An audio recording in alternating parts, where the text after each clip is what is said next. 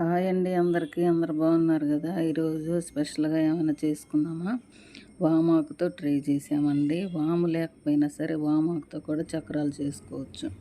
2 గ్లాసులు బియ్యపిండి తీసుకొని ఆ బియ్యపిండిలో తగినంత ఉప్పు కారం వేసుకొని వాముకు బదులు వామాకు, మన ఇంట్లో పెంచుకున్న వామాకు అయితే చాలా శ్రేష్టంగా ఉంటుంది. అది అజీర్తి చేయకుండా ఉంటుంది. చాలా పోషక విలువలు కూడా దాంట్లో ఉంటాయి.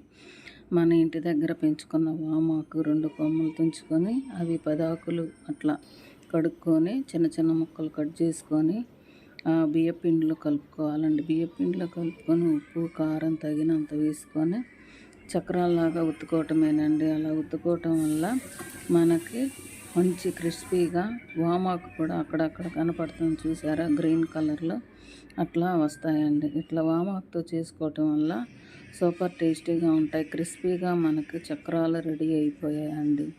ఇట్లా చేసుకోవటం వల్ల ఏదో ఒక రకం పిల్లలకు వెరైటీగా చేసినట్లు ఉంటుంది. చూసారా ఎంత క్రిస్పీగా ఉన్నాయో, మెత్తగా.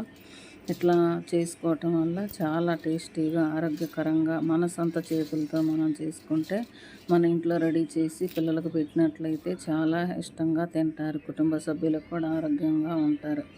ఇలా చేయటం వెరైటీగా ఉంటుంది కదండి. వెరైటీ చేస్తే పిల్లలు ఇష్టంగా తింటారు.